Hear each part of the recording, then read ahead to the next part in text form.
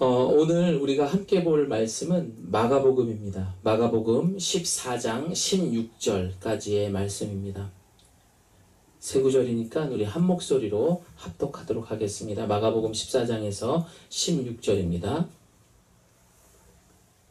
시작. 그 후에 11 제자가 음식 먹을 때에 예수께서 그들에게 나타나사 그들의 믿음 없는 것과 마음이 완악한 것을 꾸짖으시니 이는 자기가 살아난 것을 본 자들의 말을 믿지 아니함이로다. 또 이르시되 너희는 온 천하에 다니며 만민에게 복음을 전파하라. 믿고 세례를 받는 사람은 구원을 얻을 것이요 믿지 않는 사람은 정죄를 받으리라. 아멘. 여러분 오늘 부활절이에요. 우리 그래서 함께 이렇게 한번 선포했으면 참 좋을 것 같아요. 우리 예수님 사망 권세를 이기시고 부활하셨습니다. 시작. 한 번 더 해보겠습니다. 우리 예수님 사망 권세를 이기시고 부활하셨습니다. 아멘. 사실 저희 예가교회에서는 오늘 세례식도 있었고 성찬식도 진행할 예정이었습니다. 그런데 국가에서 2주를 또 연장하자고 해서 저희 교회도 함께 2주 동안 더 인터넷 온라인 예배를 드리기로 했습니다. 성찬식은 우리가 2주 후에 드려지는 그 예배 속에서 성찬식을 할 예정이고요. 그리고 세례를 받으실 분들이 있는데 더 준비하는 마음으로 해서 우리 추수감사주일에 그때 세례식을 하도록 하겠습니다. 아쉽지만 더 사모하는 마음으로 4월 마지막 주에 우리 함께 예배를 드리도록 하겠습니다. 여러분 오늘이 2020년 4월 20일 부활절입니다. 그리고 지금으로부터 135년 전에 4월 5일이 부활절이었는데 여러분 이 날에 이 대한민국 땅에 어마어마한 일이 벌어지게 됩니다. 준비한 영상 함께 보겠습니다. 한국 기독교 100주년 기념탑. 바로 한국 기독교 역사가 여기서 시작이 돼서 저렇게 기념탑이 만들어진 거야. 우와.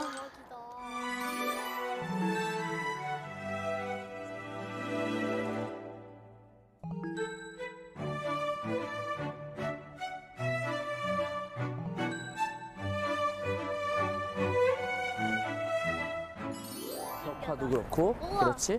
경미쌤, 근데요, 이 탑이요, 부활절이랑 무슨 관계가 있어요? 그러니까 한국 기독교 역사의 시작, 바로 그 공식적인 날이 이 제물포항에서 시작이 된 거야. 우리 그 이유를 저 기념탑에서 한번 찾아볼까? 네! 가자! 어딨지?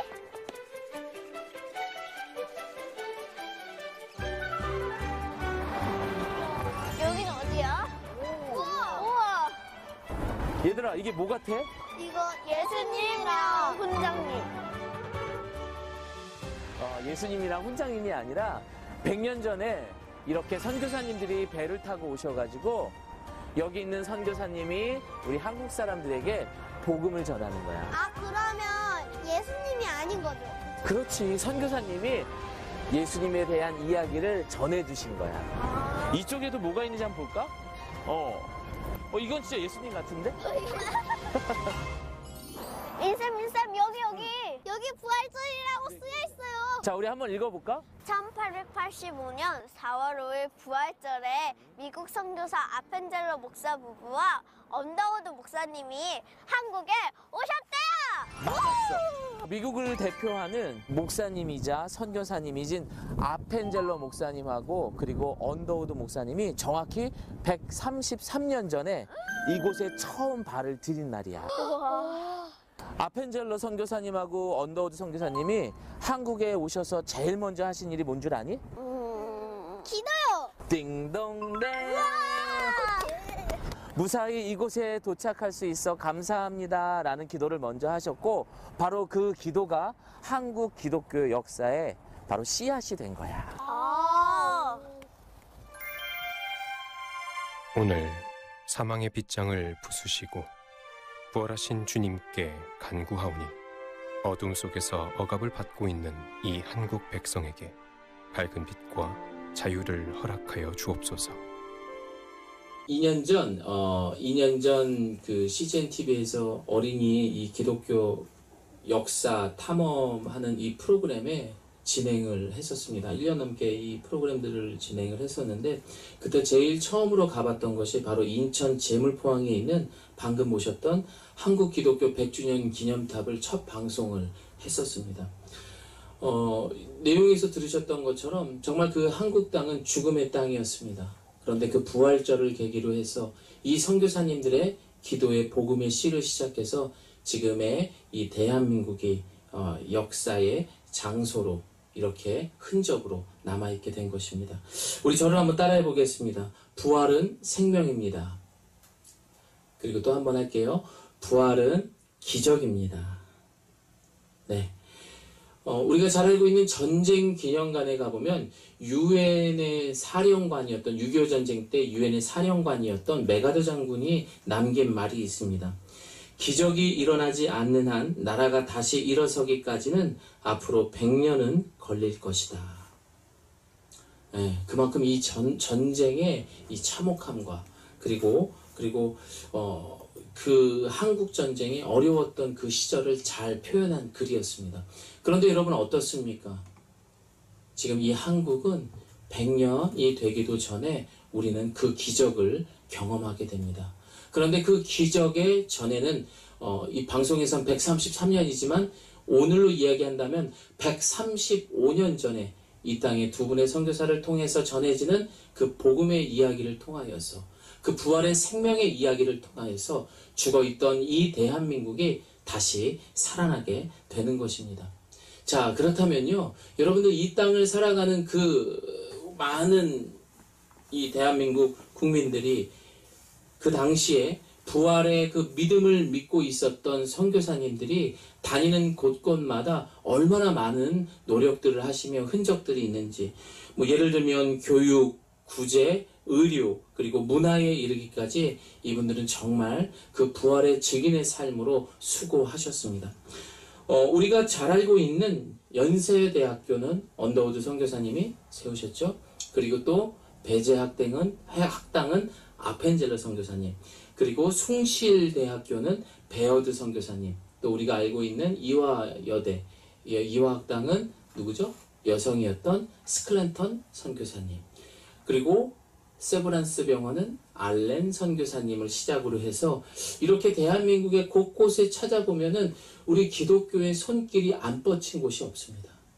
여러분 아시는 것처럼 이 나라가 어떤 나라입니까? 복음이 시작되었을 때 정말 이 근대화 문명이 들어오면서 아주 어려운 과도기를 겪어야 했었고, 또한 일제의 나라를 빼앗기는 아픔도 경험해야 했습니다.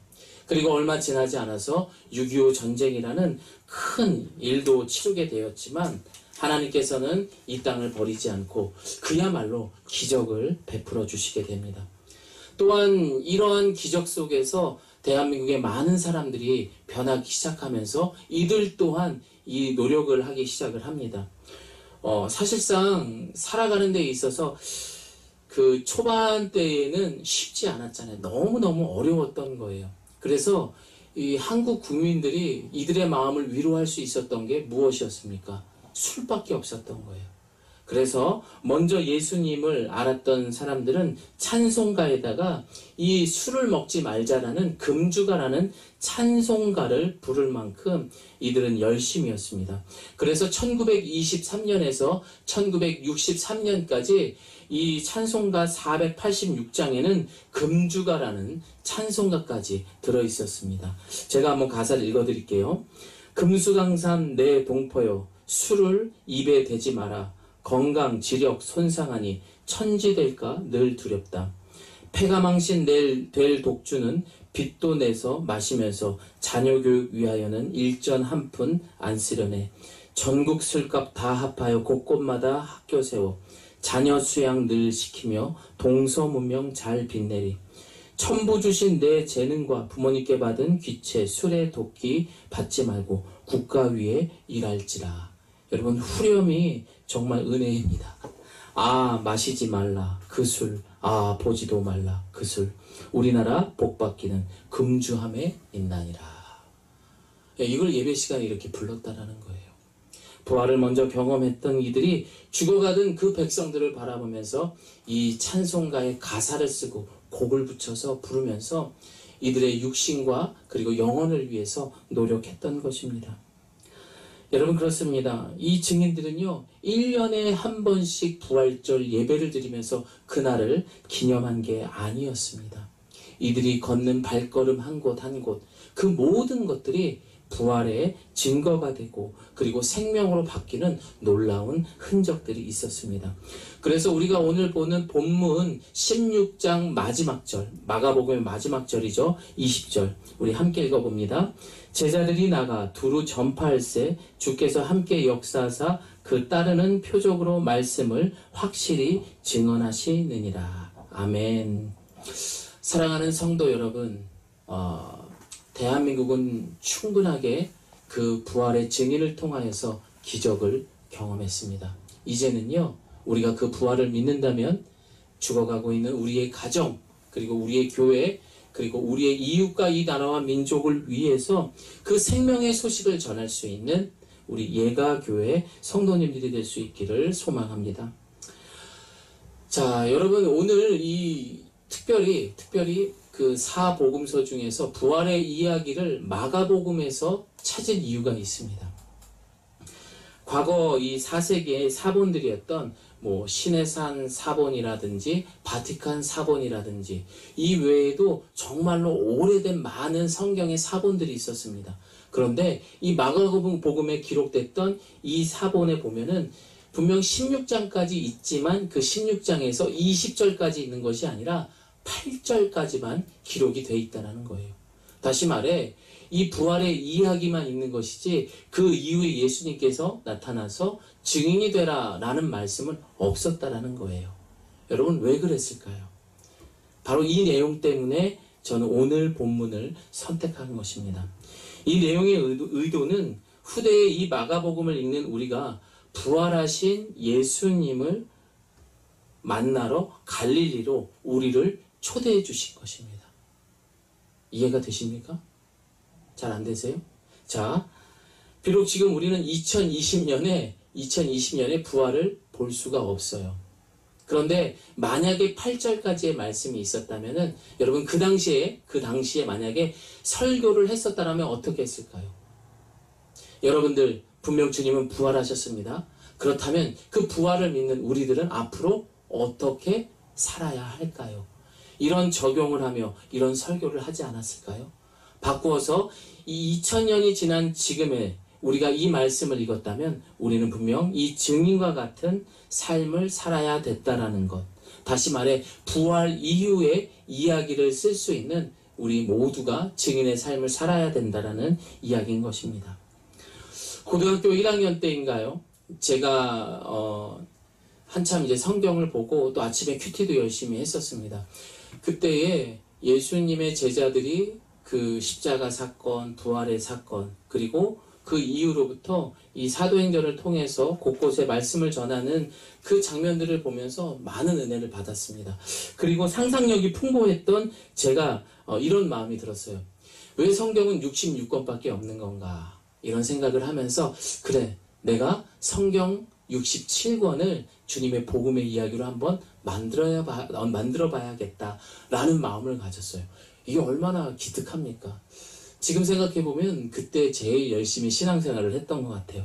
그리고 그때 저는 좌우명으로 내 삶의 순간순간을 하나님을 증거하는 간증이 되는 삶이 되자라는 좌우명을 그 고등학교 때 이렇게 만들게 되었어요. 그래서 항상 언제나 제 소개를 한다면 이 좌우명을 내 삶의 순간순간 하나님을 증거하는 간증이 되는 삶이 되자. 그래서 저는 성경 67권을 지금도 쓰고 있고 앞으로도 쓸 예정입니다. 그런데 이 좌우명, 제가 만든 이 좌우명에 재밌는 이야기가 있는데 제가 목사가 되는 것을 이 좌우명 때문에 예언하신 분이 있었어요. 제가 모 회사에 이제 그 홈쇼핑 회사에 이제 마지막 면접에 사장님 면접에 있었는데 그 사장님이 저한테 이렇게 질문을 하시는 거예요. 자네는 좌우명이 뭔가 이렇게 말씀하시길래 제가 당당하게 내 삶의 순간순간을 하나님을 증거하는 간증이 되는 삶을 살 겁니다. 이렇게 말씀을 드렸어요. 그랬더니 약간 이상하게 쳐다보시더라고요. 제가 여기서 일하는 그 순간순간 모든 것들을 하나님 영광을 위해서 열심히 일하겠다라는 거예요. 이렇게 말씀을 드렸죠. 그랬더니 이 사장님이 하시는 말씀이, 그럼 목사가 되지 여기는 왜 왔나, 이렇게 말씀을 하시는 거예요. 아마 그래서 제가 목사가 된 것 같습니다. 재밌으라고 얘기한 거예요, 여러분. 네. 그래서요, 저는 오늘 이 설교의 내용들을 그렇게 어렵게 할 마음 없습니다. 이 말은 무엇이냐? 오늘 여러분들이 정말 이 예배를 마친 다음에 딱 한 가지만 기억하셨으면 좋겠어요. 그것은 부활 이후에 그 부활의 증인의 삶, 이 이야기들을 우리가 만들어가는 그런 성도들이 돼야 한다는 것. 이것을 꼭 기억하셨으면 좋겠습니다. 사실 이 부활절이라는 것을 지금도 보면 그래요. 플랜카드가 붙긴 붙습니다. 그리고 또 많은 교회가 부활절이다 보니까 또 교회에 와서 예배를 꼭 드려야 한다는 것도 있습니다. 그만큼 교회의 1년의 행사 중에 이 부활절은 너무 중요해요. 그런데 제 마음에 어떤 마음이 들었었냐면, 정말 죄송합니다. 1년에 한 번 지켜지는 부활, 과연 우리는 매일 지켜질 수 있을까? 만약 매일 그 부활을 기억하지 못한다면은 우리는 과연 조상신을 섬기고 있는, 제사를 드리는 그 사람들과 과연 뭐가 다를까라는 생각이 들었습니다. 여러분, 부활은 1년에 한 번 드리는 그런 날이 아니에요. 기념하는 날이 아니라는 거예요. 매일 순간순간 우리가 이 죄를, 죽음을 상징하는 죄의 길을 선택할 것인가, 아니면 생명을 상징하는 이 부활을 선택할 것인가. 우리는 원죄로 늘 우리 안에 이 두 가지를 놓고 대립하는 그 상황이 있을 거예요. 영적인 싸움이 있을 것입니다. 그때마다 나는 그리스도의 피로 살아있는가? 이 질문을 매일 할 필요가 있는 거예요. 나는 정말 죄인가? 아니면 부활인가? 이걸 매일매일 생각하면서 내가 과연 그리스도의 피로 살아있는가? 여러분, 이 질문이 매일매일 이루어져야 한다는 거예요. 그렇게 이루어졌을 때 우리가 생명이 되시는 그 부활을 선택했을 때 우리를 부활의 간격과 복음의 간직으로 만들어갈 수 있는 것입니다. 그렇습니다. 우리는 죽을 수밖에 없습니다. 그래서 죽음을 두려워할 수밖에 없습니다.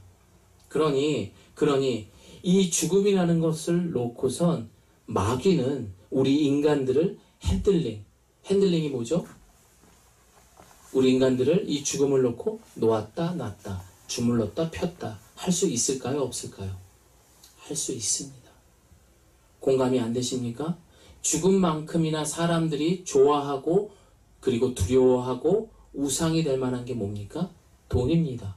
여러분, 이 돈을 가지고 마귀가 핸들링 할 수 있을까요? 없을까요? 할 수 있어요. 왜 그렇습니까? 그건 바로 우리가 이 육신에 속한 이 삶이 바로 마귀가 주인인 것입니다. 그러다 보니 이 땅을 살아가는 우리는 이 세상을 바라볼 수밖에 없어요. 또 들을 수밖에 없어요. 어쩔 수 없이 이 땅에 우리는 살아갈 수밖에 없는 것입니다. 그래서 최초의 하나님의 형상의 인격인 지정의가 있습니다.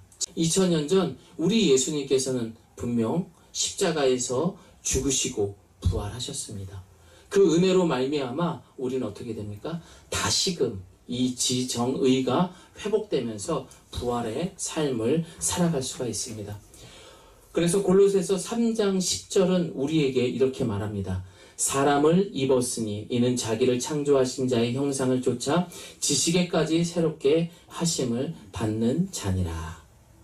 여러분, 그래서 우리가 이 오늘 하나님의 형상이 되는 지정의가 과연 무엇인지 조금 구체적으로 알아보도록 하겠습니다. 그래서 오늘 또 친절하게 제가 그림을 하나 준비했습니다. 함께 보시죠.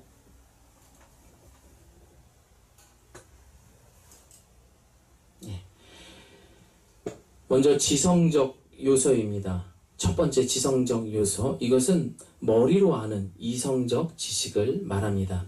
이것은 죄에 대한 생각과 인식의 변화입니다. 곧 자기의 과거의 생활이 죄와 오염과 무능력하고 절망적인 삶이었음을 알고 인식하는 거예요. 그래서 지식, 지혜, 인지 이런 것들이 있는 거죠. 두 번째 한번 보여주시죠. 감정적 요소입니다. 이것은 마음속에 일어나는 감정이나 충돌인데 죄에 대한 감정의 변화입니다. 곧 거룩하시고 의로우신 하나님께 반역하고 대항하며 범했던 자기의 과의의 죄들로 인하여서 근심하고 슬퍼하는 거예요. 그러니까 여러분 지금 하트 그림에 보면 여러 가지가 있죠. 감정, 사랑, 희노애락 이런 것들이 다 있는 거예요. 마지막입니다. 의지적인 요소입니다. 이것은 감정 속에 일어나는 충동을 행동으로 실천하는 의지를 말하는 겁니다. 죄에 대한 의지의 변화인 거예요. 곧 우리가 믿음의 부활의 삶이 될 때 머리로만 알던 부활이 가슴으로 새겨져서 이것을 행동으로 이어지게 되는 겁니다. 이것이 우리의 부활이며 부활의 이야기를 만들어가는 성도의 모습인 것입니다. 그리고 하나님의 형상에 회복된 우리의 인격의 모습인 겁니다. 우리는 지난주까지 기회, 이 찬스라는 시리즈로 해서 설교를 마무리 지었어요. 분명 그 기회는 무엇이죠? 우리 예수 그리스도를 통하여서 우리가 구원에 이르는 그런 은혜를 받았다. 그런 기회를 얻었다라고 이야기를 했습니다. 그런데 이번 주에 묵상을 하면서 그 기회뿐만이 아니라 예를 들면은요, 내가 오늘도 성경을 읽어야 되는데 읽지 말까? 읽을까? 내가 오늘도 기도를 해야 되는데 기도의 양을 채워야 되는데 해야 될까? 말아야 될까? 내가 오늘도 내 옆에 있는 친구들을 만나고 사람들을 만나면서 예수님의 이야기를 꺼낼까? 말까? 오늘도 말을 듣지 않는 우리 자녀들에게 또한 내 남편과 아내에게 싫은 소리로 할까? 아니면 예쁜 말로 해서 좀 위로하듯이 이야기를 할까? 여러분, 우리는 이 순간순간에 분명 갈등이 있을 거예요. 그런데 그 갈등을 우리는 기회라는 거예요. 어떤 기회요? 그때에 우리가 지금 방금 이야기했던 지정의, 이 인격을 통해서 우리가 그들에게 부활의 모습을 보여주는 겁니다. 그러면 그 어떤 것보다도 이 사람들 어떻습니까? 내 삶의 갈등을 기회로 잡고 우리는 부활을 경험할 수 있는 것입니다. 그래서 에베소서 4장 24절은 우리에게 이렇게 말합니다. 하나님을 따라 의와 진리의 거룩함으로 지으심을 받은 새 사람을 입으라. 죄를 지적으로 구분하고 감정적으로 죄를 미워하고 의지적으로 하나님의 생명을 드러내는 부활의 사람이 우리는 되어야 하는 것입니다. 저를 따라하겠습니다. 내 삶의 갈등을 기회로 잡고 부활을 드러냅니다. 여러분, 그게 기회라는 거예요. 그 갈등하는 그 순간, 이건 마귀가 주는 것이 아니라 여러분, 우리는 그것을 부활을 드러낼 수 있는 기회라는 것을 기억하면서 그때마다 승리할 수 있는 우리 예가교회 성도님들 되시기를 바랍니다. 사실상 대한민국의 이 기적과 같은 놀라운 역사의 흔적들을 보면 기적입니다. 정말 기적이에요. 그런데 그 기적을 시작하셨던 135년 전에 언더우드 선교사님, 아펜젤러 선교사님 같은 분들, 사실 이분들의 그 백그라운드 자체는 어마어마하긴 해요. 집안이 좋긴 합니다. 그러다 보니 내가 과연 그분들과 다른데 뭐 할 수 있겠어? 나는 연약하고 나는 내가 신앙을 갖고 있었지만 내 멋대로 살았는데 내가 어떻게 이분들처럼 부활의 증인이 살 수 있을까? 이런 기적을 경험할 수 있을까? 의문을 가질 수 있을 겁니다. 저도 그렇습니다. 늘 다른 교회와 그리고 다른 사람들과 비교했을 때 내가 그렇게 가방끈이 긴 것도 아니고, 그렇다고 해서 내가 뭐 설교를 너무 잘하거나 그렇다고 해서 성도가 많은 교회에 있는 그런 목사도 아닌데, 이런 생각을 할 때가 너무 많습니다. 그러다 보니 자존감도 낮아질 때도 있습니다. 여러분, 이렇게 말한다면 우리는 오늘 본문 14절에 있는 제자들과 우리의 모습이 별 다를 바가 없다라는 거예요. 왜 그렇습니까? 일단 14절의 내용을 보면 예수님께서 제자들에게 찾아가셔서 그들을 꾸짖으십니다. 뭐라고요? 이 믿음 없는 놈들아. 그리고 또 뭐라고 하죠? 완악하다. 이 믿음 없는 것과 완악한 것을 놓고 이들을 꾸짖습니다. 여러분, 우리가 말한 것들도 만약 예수님께서 부활하셔서 지금 당장 나타나신다면 우리도 이 믿음 없는 것과 우리 스스로가 참 낮은 모습을 갖고 있다. 자존감이 낮아요. 우리는 연약해요. 라고 말하는 것 자체가 하나님 앞에 완악함으로 인하여서 꾸짖음을 당할 수 있는 모습이라는 거예요. 그렇다면은 2000년 전에 그 예수님과 예수님의 제자들과 우리와의 그 공통점이 하나 있습니다. 무엇입니까? 바로 부활이라는 것을 그 삶 가운데에 우리는 갖고 살지 못했다라는 거예요. 분명 예수님께서는 그 부활에 대해서 확실하게 믿지 못했던 그 제자들의 모습이 불안했던 것처럼, 또한 우리는 부활을 알고 있었지만 머리로만 알고 있었지. 여러분 어떻습니까? 1년에 한 번만 예배만 드렸지 매일매일 내가 예수 그리스도의 피로 살아있는가? 여러분 살아 계셨습니까? 못했다라는 거예요. 그러니 그 공통의 분모는요, 바로 부활에 대한 믿음이 없었기 때문이라는 거예요.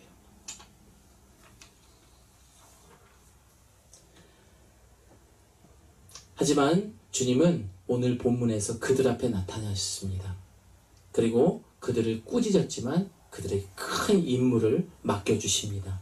또한 우리는 직접적으로 그 부활하신 주님을 보지는 못했지만 오늘 저를 통해서 그 부활의 소식을 전했고, 무엇보다 제자들의 모습과 우리의 모습이 다를 바가 없다는 것도 보여주셨습니다. 그럼에도 불구하고요, 주님 저는 참 연약해요. 저는 참 나약한 목사입니다 라고 말했지만 주님은 오늘 본문 15절 16절에 우리에게 말씀하십니다. 우리 함께 읽어봅니다. 시작. 또 이르시되 너희는 온 천하에 다니며 만민에게 복음을 전파하라. 믿고 세례를 받는 사람은 구원을 얻을 것이요 믿지 않는 사람은 정죄를 받으리라. 참 그럼에도 불구하고요, 우리 주님께서는 그 제자들에게 그리고 우리에게 얘들아 너희들 오늘 이 부활의 소식을 들었지? 보았지? 그럼 너희들은 이 만민에게 복음을 전하고 세례를 받는 사람들은 구원을 얻을 테니까 세례 받을 때까지 너희들 잘 전해라. 뭐 이런 증인의 삶을 우리에게 사명으로 주셨다라는 거예요. 여러분 이때 예수님의 마음이 어땠을까요? 불안하고 초조했을까요? 아니면 기대하셨을까요? 여러분, 우리의 생각은 불안하고 초조할지는 모르지만 주님의 생각은 기대하셨다라는 거예요. 우리 고린도전서 1장 26절에서 28절 말씀 함께 읽어봅니다. 시작. 형제들이여 여러분의 부르심을 생각해 보십시오. 육신적으로 지혜 있는 사람이 많지 않고 능력 있는 사람도 많지 않고 감은 좋은 사람도 많지 않습니다. 그러나 하나님께서는 지혜로운 사람들을 부끄럽게 하시려고 세상의 어리석은 것들을 택하시고 강한 것들을 부끄럽게 하시려고 세상의 약한 것들을 택하셨습니다. 또한 하나님께서는 잘난치 않은 것들을 없애시려고 세상의 천한 것들과 멸시받는 것들과 아무것도 아닌 것들을 택하셨습니다. 연약하지만 못났지만 참 별 볼 일 없지만 그러나 주님께서는 그런 우리를 택하셨다는 거예요. 주님은 여러분 주님은요 의인을 택하신 게 아니라 죄인을 부르러 이 땅에 오신 거라는 거예요. 그러니 그 주님 마음 가운데 그 당시에 그 제자들 비록 꾸짖었지만 그 마음이 어땠겠어요? 기대의 확신을 찬 거죠. 에이 이 녀석들 고생 좀 해. 할 수 있어. 나는 너희들을 믿는다. 기대한다. 여러분 그 말대로 이루어지잖아요. 사도행전을 통해서 본다면 여러분 모든 것들이 지금 이 한국이 135년 동안 기독교의 문화가 들어와서 이만큼 성장한 것처럼 여러분 달라지잖아요.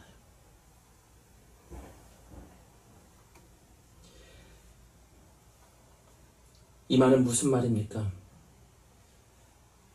아무리 우리의 능력이 좋든 나쁜 것이든 이 복음이라는 것은 그런 걸로 인해서 흔들리는 것이 아니라는 거예요. 이 복음 속에 담겨져 있는 하나님의 그 놀라운 그 은혜는 그 누구도 바꿀 수 없다라는 거예요. 그러니까 여러분 갈등하지 마세요. 내가 저 사람한테 복음을 전한다고 해서 저 사람이 들을까? 여러분 이게 아니라는 거예요. 여러분 그냥 전하시면 됩니다. 그 이후에 우리 주님께서 그 복음에 담겨져 있는 강력한 능력과 그 은혜가 이제 전해지게 되는 거예요. 그것을 꼭 믿을 수 있는 우리 예가교회 성도님들이 되시기를 바랍니다. 사랑하는 성도 여러분, 적어도 우리 예가교회 성도님들은 하나님께서 준비하신 분들인 줄을 믿습니다. 그래서 여러분 스스로가 내가 무엇이 부족하고 나는 자존감이 낮고 나는 물질이 부족하고 나는 건강이 없고 여러 가지 자신을 낮추는 것들에 대해서 많은 말씀들을 하세요. 여러분 오늘 이 시간 이후로 이 모든 것들 십자가에 못 박으시기를 바랍니다. 다시 한번 말씀드리지만 주님께서는 지혜로운 사람들을 부끄럽게 하시려고 세상의 어리석은 것들을 선택하셨대요. 또한 잘난 체하는 것들을 없애시려고 세상의 천한 것들, 멸시받는 것들, 아무것도 아닌 것들을 선택하셨대요. 제가 봤을 때는요, 그 사람들보다 여러분들이 훨씬 더 괜찮은 사람들이에요. 그러니 더 많은 일들을 할 수 있을 거라고 믿습니다. 이제 말씀을 마무리합니다. 오늘 배운 내용들의 부활을 증명하는 방법은 정확히 하나님의 형상에 들어있는 지정의 모습을 우리의 삶을 통해서 부활을 증명하는 것입니다. 그러나 이 부활을 충분하게 우리가 전하고 또한 경험하기 위해서는 뭐가 있어야 되죠? 그렇죠. 바로 십자가라는 거예요. 십자가. 이 십자가를 통해서 철저하게 내 자신이 죽었을 때 우리는 이 부활의 놀라운 감격을 경험할 수 있습니다. 135년 전 이후로부터 많은 선교사님들이 이 땅에 들어와요. 그리고 전국 곳곳을 다닙니다. 사도 바울이 이방 선교를 위해서 정말 곳곳을 다니게 됩니다. 전도 여행을 다니죠. 똑같죠. 그러나 그 사도 바울의 고백이 무엇이 있죠? 나는 날마다 죽노라. 아마 그 선교사님도 날마다 죽었기 때문에 그 부활을 경험할 수 있었을 것입니다. 사랑하는 예가교회 성도 여러분, 우리는 철저하게 매일같이 나는 죽노라. 이 고백을 통해서 여러분 모두가 이 부활을 경험하시기를 소망합니다. 또한 여러분, 지금 이 코로나19를 어떻게 보십니까? 십자가를 바라보는 제자의 눈입니까? 아니면 그 십자가를 놓고 제자들이 바라보는 그 불안함입니까? 아니면 그 십자가에 매달려 있는 예수님의 그 마음의 관점은 어땠을까요? 분명히 그 똑같은 십자가를 보고 있지만 두 사람의 관점은 다르다는 거죠. 마치 사람들 눈에는 사막밖에 보이질 않아요. 그러나 그 사막에서 꽃을 보는 사람이 있다니까요. 풀을 보는 사람이 있고 그 작은 것들을 보면서 감사할 수 있는 사람들이 있다라니까요. 바로 그런 사람들이 부활신앙을 가진, 또한 부활 이후의 이야기를 만들어가는 사람들입니다. 분명 우리는 코로나19를 통해서 잃은 게 너무 많습니다. 그러나 이것들 통해서 다른 작은 것들을 보는 사람들이 있습니다. 여러분 어떻습니까? 이 코로나19를 통해서 얻은 것들이 무엇이 있는가를 찾아봤더니요. 그림을 보니까요. 인도, 이 뉴델리를 보면은 환경으로 인해서 이 160km나 엄청나게 떨어져 있는 히말라야 이 산맥이 보이기 시작을 했고요. 그리고 이 뉴델리에는 보이지 않던 밤하늘에 별들이 보이기 시작했다고 합니다. 여러분 이런 걸 볼 수 있어야 된다는 거예요. 야, 코로나19를 통해서 자연의 회복도 얻을 수 있었구나. 또한 브라질 북동풍의 폴리스타 해변에는요. 이 멸종 위기에 있었던 거북이 97마리가 태어났다고 하더라고요. 여러분 이런 걸 볼 수 있어야 된다니까요. 또 이 코로나19를 통해서 뭐 어떤 것들이 생겼냐면요. 대한민국 국민들이 자신의 나라를 대한 이 신뢰도가 얼마나 될 것 같아요? 50% 미만이더라고요. 한국 자신의 나라를 신뢰할 수 없다고 합니다. 그런데 여러분 어떻습니까? 이 코로나19를 통해서 전 세계 역학조사, 여러분 탑이에요. 또 질병에 대한 관리, 이후의 처리, 의료시설, 이거 탑입니다. 이 계기를 통하여서 얻어진 게 뭐냐면요. 저는 이번 사전투표를 어제 하고 왔는데요. 이런 모든 부분에서 국민성이나 이런 것들이 점점 올라가고 있다는 걸 보고 또 전 세계의 외신들도 이 한국에 대한 관심들이 많아졌어요. 그리고 사람들이 이 대한민국이라는 땅에 대해서 신뢰도가 높기 시작을 합니다. 높아지기 시작했다라는 거예요. 여러분, 이 모든 것들이 코로나19를 통해서 얻어진 것들이에요. 또 뭐가 있습니까? 그렇죠, 여러분. 신천지. 전 세계에 이 신천지의 이 만행들을 밝힐 수 있는 우리가 볼 수 있었던 거고, 또 무엇이 있습니까? 예배의 소중함들, 이런 것들. 또 저 같은 경우는 우리 예가교회 성도님들이 얼마나 소중한 사람들인지 이런 것들을 깨닫게 되었습니다. 그리고 마지막으로 하나 더 깨달은 게 있다라면 이 코로나19 상황에서도 그림을 보시는 것처럼 이 밤의 문화, 그럼에도 불구하고 인간의 이 정욕과 탐욕들을 누르지 못해서 계속해서 범죄들이 일어나고 있는 것. 사실 이 현상은 있지만 그 뒤에서 마귀의 힘이 얼마나 대단한지에 대해서도 저는 이 코로나19를 통해서 깨닫게 되었습니다.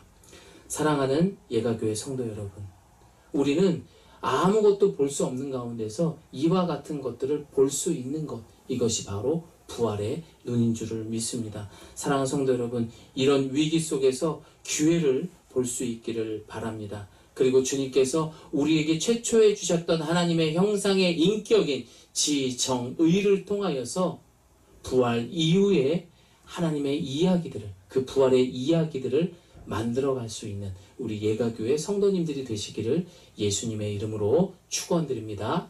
아멘. 우리 이 시간에 함께